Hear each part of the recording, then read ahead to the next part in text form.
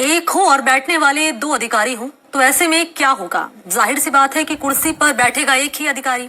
ऐसा ही एक मामला चौमू नगरपालिका का है। आज हम आपको इस रिपोर्ट के जरिए दिखाएंगे चौमू नगरपालिका में रहा किस्सा अधिशासी अधिकारी की कुर्सी का। हालांकि अब इस पूरे एपिसोड पर विराम तो लग चुका है, लेकिन कांग्रेस का आंतरिक कलह तो जो का तो बना हुआ है। ईओ की कुर्सी से पूर्व विधायक और चेयरमैन के साख जुड़ी हुई थी। साख तो बच गई, लेकिन अपनों का साथ नहीं मिल पा रहा। आइए आपको दिखाते हैं आपको किस्सा कुर्सी का।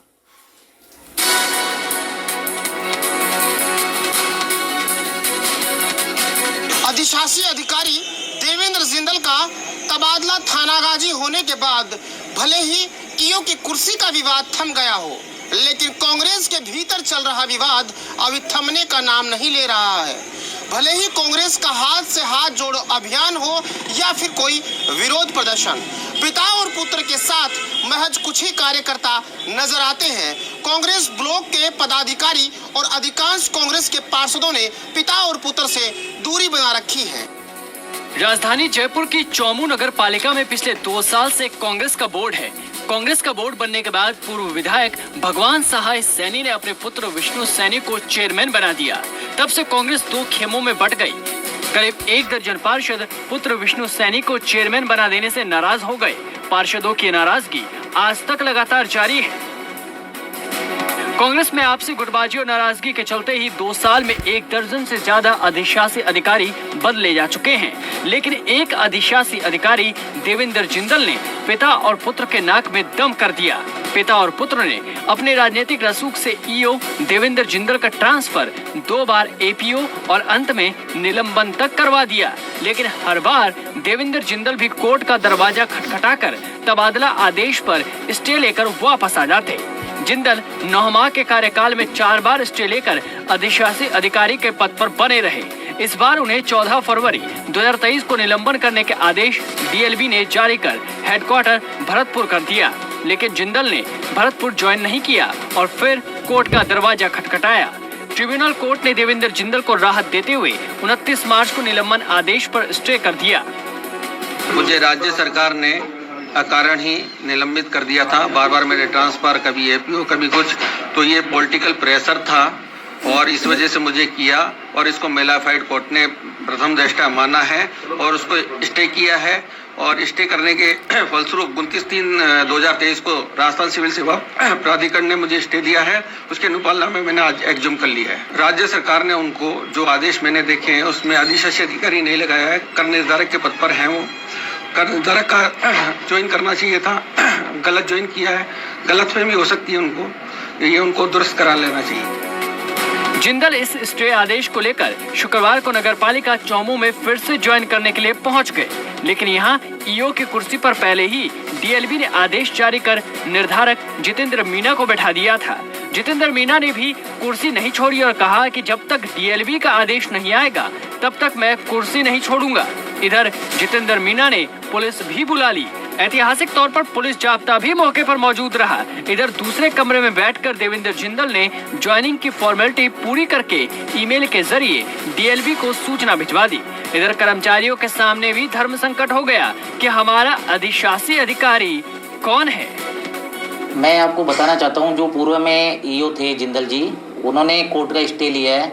उस कोई भी कॉपी मेरे पास या कार्यालय में प्राप्त नहीं हुई है। वो डीएलबी स्तर पे है। अगर कोई भी स्टे या कोर्ट का मैटर होता है तो डीएलबी उस पर अग्रिम आदेश करती है। जैसा अग्रिम आदेश डीएलबी करती है उसकी पालना हम सब कार्मिक करने को तैयार है। वर्तमान में स्वशासन विभाग के आदेश हैं, उस आदेश के मार्फत या ऑथोराइज आदेश के तहत मैं सीट पे बैठा हूँ। चर्चा इस बात की रही कि जितेंद्र मीना ने कर्मचारियों को पहले ही पाबंद कर दिया था, कोई भी कर्मचारी देवेंद्र जिंदल के पास नहीं जाएगा।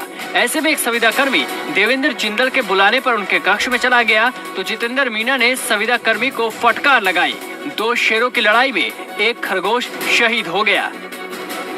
ईओ जितेंद्र मीना का कहीं और जोर चला नहीं तो संविदा कर्मी की सेवाएं समाप्त करने के आदेश जारी कर घर भेज दिया। ये ड्रामा काफी देर तक चलता रहा। बाद में देवेंद्र जिंदल उठकर एसडीएम ऑफिस चले गए, जहां एसडीएम भी दफ्तर में नहीं मिले। इधर करीब 1 बजे डीएलबी ने जिंदल को रेड के फैसले के अनुपालना में थानागाजी नगरपालिका में ईओ लगाने के आदेश जारी कर दिए। तब जाकर ईओ कुर्सी की रस्साकशी तो समाप्त हो गई, लेकिन कांग्रेस के पार्षदों और चेयरमैन के बीच चल रही अदावत कम नहीं हुई।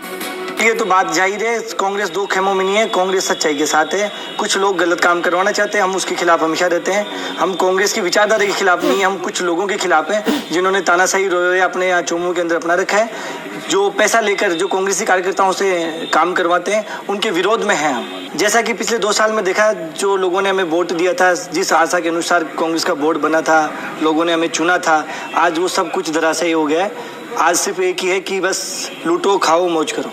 आज पूर्व के अधिशासी अधिकारी देवेंद्र जिंदल जी ने कोर्ट के स्थगन के बाद आज चोमू नगर पालिका में वापस ज्वाइन करने पहुंचे, लेकिन जो पहले से डीएलवी द्वारा लगाए गए कर निर्धारक है, उन्होंने सीट नहीं छोड़ी और अधिशासी अधिकारी को सीट नहीं दी। उसके उलट जवाब में पुलिस को और बुला लिया एहतियातन, पर पुलिस ने आदेश देकर ये विभागीय स्तर पर छोड़ दिया है और वापस पुलिस चली गई है। अधिशासी अधिकारी ने ज्वाइन कर लिया और संबंधित डिपार्टमेंट को सूचित कर दिया है। अब ये तो किस्सा कुर्सी का है। कर निर्धारक को वैसे भी नियम अनुसार 15 दिन से ज़्यादा अधिशासी अधिकारी के पद पर नहीं रह सकता, लेकिन अभी चेयरमैन और ये सत्ता पक्ष की वजह से नाजायज काम सारे ही हो रहे हैं नगर पालिका चोमू में। इधर दूसरा विवाद नगर पालिका में अभी तक भी लगातार जारी है। दरअसल जितेंद्र मीणा को डीएलवी ने आदेश निकालकर चोमू नगर पालिका में लगाया है, जो कर निर्धारक है, जबकि कर निर्धारक को नियमानुसार अधिशासी अधिकारी नहीं लगाया जा सकता। इस मामले को लेकर विधायक रामलाल शर्मा ने विधानसभा में भी मामला उठाया था। वहीं इस मसले को लेकर कांग्रेस के पार्षद प्रतिनिधि शैलेंद्र चौधरी ने हाईकोर्ट में कर निर्धारक के बावजूद जितेंद्र मीणा को ईओ पद पर ज्वाइन कराने के खिलाफ अपील की गई है। कोर्ट ने डीएलवी से 15 दिन में स्पष्टीकरण मांगा है। अब डीएलवी का स्पष्टीकरण आने के बाद फैसला होगा कि क्या जितेंद्र मीणा की ईओ के पद पर नियुक्ति सही है या गलत। शहर में चर्चा है कि जिस तरह से कांग्रेस खेमों में बटी हुई है, उसी तरह से ईओ की कुर्सी के साथ भी खेल खेला जाता है। अब तक 1 दर्जन से ज्यादा ईओ का तबादला हो चुका है। अब जिस तरह से जितेंद्र मीणा को कमान सौंपी गई है, अब शहर में चर्चा है कि आखिरकार जितेंद्र मीणा इस कुर्सी पर कितने दिन टिके रहते हैं। प्रदीप सोनी, जी मीडिया, चोमू, जयपुर। पूर्व